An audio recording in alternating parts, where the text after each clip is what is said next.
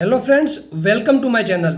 મિત્રો, તમને ખબર જ છે કે એલએલબી માટે અપ્લાય કરવા માટેની લાસ્ટ ડેટ 4 સપ્ટેમ્બર છે અને ત્યારબાદ તમે એલએલબી માટે અપ્લાય નહીં કરી શકો. તો મિત્રો, જેમ કે ગયા વિડીયોમાં આપણે કોલેજ સિલેક્ટ કરવા સુધી જોયું હતું, હવે આપણે આ વિડીયોમાં આગળની પ્રોસેસ જોઈશું અને સાથે હું તમને એ પણ જણાવીશ કે અત્યારે જે કોલેજીસ જીકાસ પોર્ટલ પર બતાવે છે, જો તમારે એ કોલેજીસમાં એડમિશન ના લેવું હોય તો તમારે શું કરવું જોઈએ.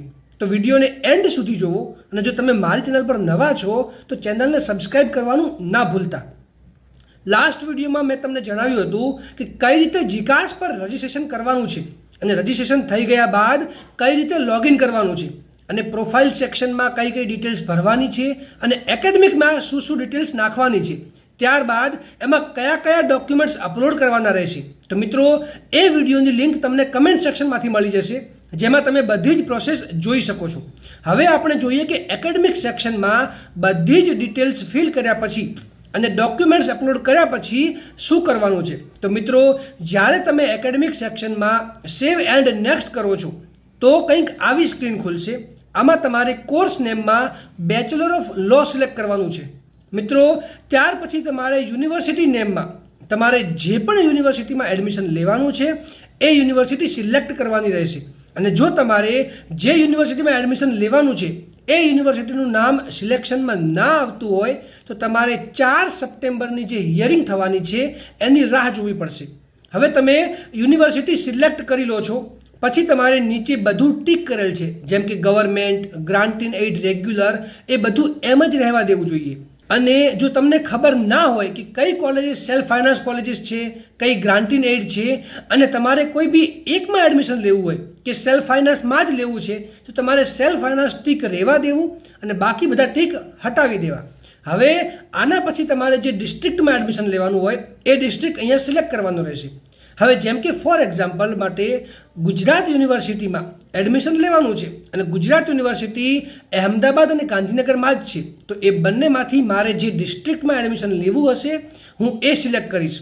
કે મારે અમદાવાદમાં જ એડમિશન લેવું છે તો હું અમદાવાદ સિલેક્ટ કરીશ. હવે ડિસ્ટ્રિક્ટ સિલેક્ટ કર્યા પછી તમને તેની નીચે બધી જ કોલેજીસ દેખાશે. હવે જેમને અત્યારે એપ્રુવલ મળેલ છે અને જે અત્યારે એડમિશન ચાલુ છે તો અમારે એમાં જે કોલેજીસમાં એડમિશન લેવું છે એના પ્લસ પર ક્લિક કરવાનું રહેશે. હવે જો તમારે એવું કંઈક હોય કે તમને ખબર નથી કે કઈ કોલેજમાં એડમિશન મળી શકશે તો તમે બધી જ કોલેજીસ પણ સિલેક્ટ કરી શકો છો. હવે તમે જેવું પ્લસ પર ટિક કરશો એવી એ કોલેજ ત્યાંથી ગાયબ થઈ જશે અને એ તમે એ કોલેજને રાઈટ સાઈડ કોર્નરમાં બેચલર ઓફ લોમાં જોઈ શકો છો. હવે મિત્રો, એના પછી તમારે સેવ એન્ડ નેક્સ્ટ પર ક્લિક કરવાનું રહેશે. એના પછી પેમેન્ટ માટેની કંઈક આવી સ્ક્રીન ખુલશે. એમાં તમારે ઇનિશિયેટ પેમેન્ટ પર ક્લિક કરવાનું રહેશે. હવે એમાં તમારે કોઈ પણ મેથડ જેમ કે ક્રેડિટ કાર્ડ છે, ડેબિટ કાર્ડ છે, યુપીઆઈ છે, એનાથી પેમેન્ટ કરવાનું રહેશે. એના પછી મિત્રો કંઈક આવી સ્ક્રીન ખુલશે.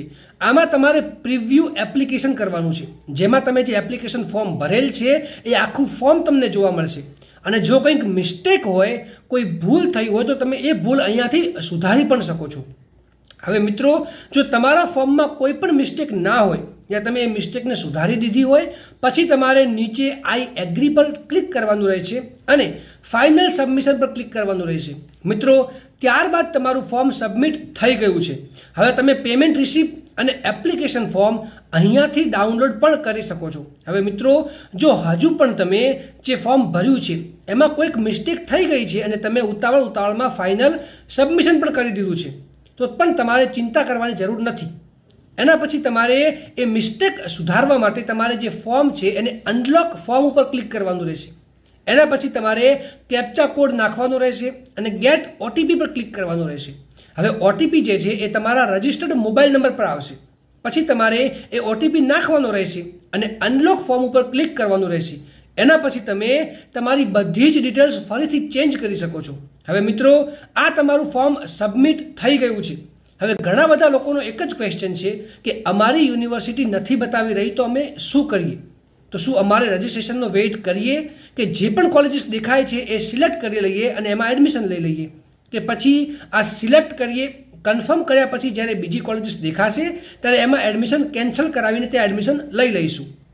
તો મિત્રો શેડ્યુલમાં એવું ક્યાંય પણ નથી લખ્યું કે તમે બીજી વાર રજિસ્ટ્રેશન કરવા દેવામાં આવશે, અને એ પણ ફિક્સ નથી કે ગ્રાન્ટીનેટ લો કોલેજીસ કે પછી એ લો કોલેજીસ કે જેમાં તમારે એડમિશન જોઈએ છે એ કોલેજીસને એપ્રુવલ મળશે અને એમાં એડમિશન ચાલુ થશે જ. તો મિત્રો એઝ પર માય ઓપિનિયન તમારે રજિસ્ટ્રેશન કરી દેવું જોઈએ અને ફાઇનલ સબમિશન પર કરી દેવું જોઈએ, કેમ કે હજુ સુધી સેકન્ડ રાઉન્ડ માટેનું કન્ફર્મેશન નથી આવ્યું અને બીજી વાર રજિસ્ટ્રેશન ચાલુ થશે એ માટે પણ કોઈ અપડેટ આપવામાં નથી આવી.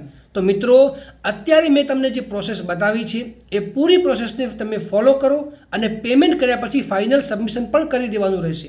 હવે જે લોકોને સેલ્ફ ફાઇનાન્સ કોલેજીસમાં એડમિશન લેવાનું છે એમને તો કોઈ વાંધો છે જ નહીં, માત્ર ને માત્ર એરિયા વાઇઝ તકલીફ પડી શકે છે. બાકી જો તમને કમ્ફર્ટેબલ હોય તો તમે આ કોલેજીસમાં એડમિશન લઈ શકો છો.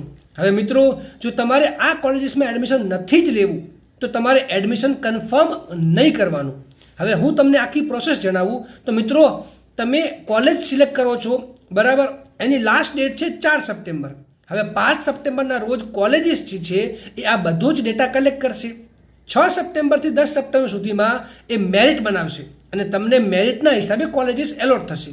હવે માની લો તમને 2 કોલેજીસ એલોટ થઈ છે અને તમારે એમાંથી એક જ કોલેજમાં એડમિશન લેવું છે, તો તમારે તમારા બધા જ ડોક્યુમેન્ટ્સ એપ્લિકેશન ફોર્મ લઈને તમારે એ કોલેજમાં રૂબરૂ જવાનું રહેશે. હવે જો તમારે બંનેમાંથી કોઈ બી કોલેજમાં એડમિશન નથી લેવું તો પણ તમારે ચિંતા કરવાની જરૂર નથી. જો તમે કોલેજમાં જઈને 11 સપ્ટેમ્બરથી 13 સપ્ટેમ્બર સુધીમાં એડમિશન કન્ફર્મ નહીં કરાવો તો એ એડમિશન 14 તારીખના રોજ ઓટોમેટિક કેન્સલ થઈ જશે. એટલે મિત્રો બીજી ગ્રાન્ટીન એડ લો કોલેજીસ યા સેલ્ફ ફાઇનાન્સ કોલેજીસ જે છે એ એડ થશે તો તમે પછી એને નવા શેડ્યુલ પ્રમાણે સિલેક્ટ કરી શકો છો અને તમારી ચોઇસની કોલેજમાં એડમિશન લઈ શકો છો. પણ આમાં રિસ્ક તો છે જ કે તમારી ચોઇસની કોલેજને અપ્રુવલ મળશે કે નહીં મળે અને એમાં એડમિશન ચાલુ થશે કે નહીં. તો મિત્રો એઝ પર માય ઓપિનિયન જો તમારે સેલ્ફ ફાઇનાન્સ કોલેજીસમાં જ એડમિશન લેવાનું હોય અને જો તમને આ કોલેજીસમાં એડમિશન લેવામાં કોઈ તકલીફ ના હોય તો તમે એડમિશન તમારે લઈ લેવું જોઈએ, જેથી તમારી સ્ટડી પણ જલ્દીથી સ્ટાર્ટ થઈ શકે. હવે મિત્રો LLB સેમેસ્ટર 1 માટેનો જે ડિટેલ્ડ સિલેબસનો વિડીયો છે એ તમને 1-2 દિવસમાં મારી ચેનલ પરથી મળી જશે. અને તમને જો કોઈ ક્વેશ્ચન હોય તો તમે મને કમેન્ટ સેક્શનમાં પૂછી શકો છો. અને આ વિડીયોને લાઇક કરો, વધારેમાં વધારે શેર કરો અને મારી ચેનલને સબસ્ક્રાઈબ કરવાનું ના ભૂલતા.